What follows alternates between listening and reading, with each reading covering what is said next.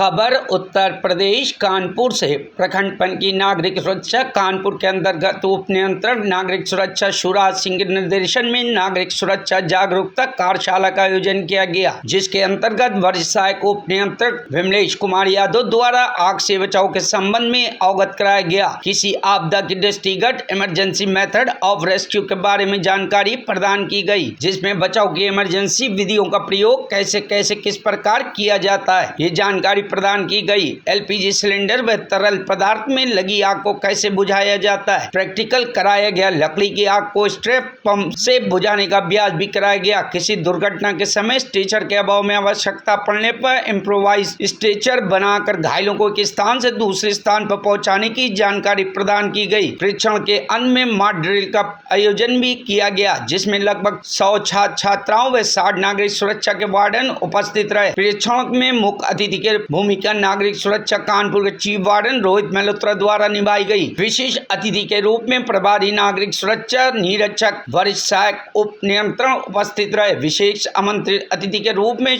रविंद्र राजा व योगेंद्र कुमार मिश्रा स्टाफ अधिकारी नागरिक सुरक्षा नगर उपस्थित रहे। गुलाम नबी सहायक नियंत्रण द्वारा परीक्षण में सहयोग प्रदान किया गया। कार्यक्रम में कैब मोहम्मद खान स्टाफ अधिकारी नागरिक सुरक्षा पनकी, विजय कुमार रावत पोस्ट वार्डन, संतोष कुमार वाजपेयी, महपार बेगम, मोहम्मद आदिल, जटाशंकर कुशवाहा, मनोज त्रिवेदी, कई अन्य वार्डन गण एवं कार्यालय स्टाफ विशाल कुमार उपस्थित रहे।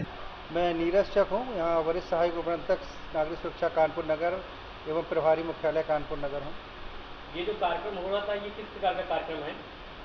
देखिए, ये जो आयोजन यहाँ पे देखा आपने, जो बच्चों को आपदा से बचाव के संबंध में जो यहाँ पे कार्यशाला एक आयोजित थी, उसके क्रम में जो शासन और निदेशालय के जो निर्देश मिलते हैं लगातार जो हमारे जो नागरिक क्षेत्रीय नागरिक, उनको हमारे सिविल डिफेंस के माध्यम से लोगों को अवेयर किया जाए कि नागरिक सुरक्षा जो है कैसे काम करता है।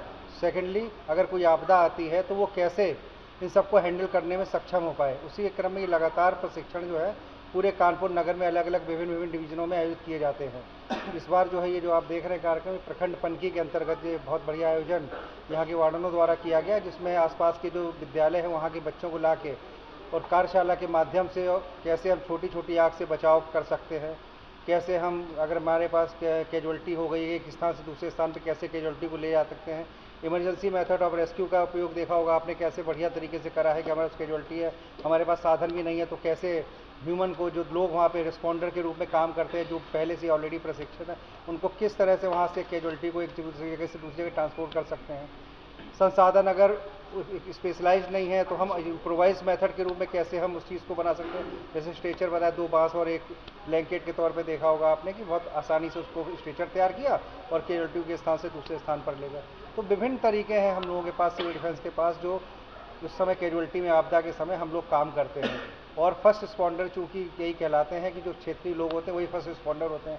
तो हमारे सिविल डिफेंस का यही उद्देश्य है कि ज़्यादा से ज़्यादा लोगों को प्रशिक्षित किया जाए, ज़्यादा से ज़्यादा लोगों को ट्रेनिंग दी जाए, ज़्यादा से ज़्यादा लोगों को अवेयर किया जाए आपदा से भी, और जो भी सर्कमफेंसेस है, जो भी विभिन्न परिस्थितियाँ आती हैं, उनको अपने को सेव करने में सक्षम हो सके। दिया जाता है ये प्रत्येक माह या वार्षिक में या फिर वार्षिक होता है? नहीं, प्रत्येक माह रेगुलर निर्देश है हमारे पास कि लगातार चलाए हैं। जैसे उसी क्रम में आज पनकी में हुआ है, आगे प्रपोज डेटें हैं, अन्य प्रखंडों की हैं, अन्य डिवीजनों की हैं, लगातार चलाए जाते हैं वो। इसमें जो सदस्य बनते हैं, क्या उनका भी वेतन निर्धारित सरकार के माध्यम? नहीं, ये जितने हमारे यहाँ वॉलंटियर्स देख रहे हैं पीली अप्रैल में पहने हुए हैं, सब हमारे वॉलंटियर्स हैं, अवैतनिक सदस्य हैं हमारे। लेकिन बस इनके अंदर एक इच्छा ये है कि हमें अपना जो भी ये काम करते हैं उसके अलावा हमें समाज को और जो सहयोग देना, देश को जो सहयोग देना, उसी कार्यक्रम में ऐसे लोग हमारे साथ जुड़ते हैं जो वास्तविक रूप से सक्षम होते हैं अपने मतलब जो भी उनका व्यवसाय हो या जो भी उनका नौकरी पेशा हो, उसके अलावा जो सहयोग की भावना होती है उसके लिए हमारे लिए संगठन से वो लोग जुड़ते हैं, उन्हीं की एक टीम होती है हमारी। तो अपनी संस्था के माध्यम से समाज को क्या दिशा निर्देश देना चाहेंगे? हमारा तो यही होगा कि जब भी कोई इस तरह की घटना घटित हो, ज़्यादा से ज़्यादा लोग प्रशिक्षण हम वार्डनों के माध्यम से भी जनरल पब्लिक को सहयोग कहते हैं कि आप लोग भी लोगों को अवेयर करने के लिए कहिए और इस तरह का प्रशिक्षण का क्षेत्रों में आयोजन कराइए, जिससे उन लोगों को भी इसके बारे में जानकारी मिल सके, और यही हमारा उद्देश्य है। केंद्र सरकार और राज्य सरकार की तरफ से आपकी कुछ सामग्री वगैरह या कुछ सहयोग चाहते हैं?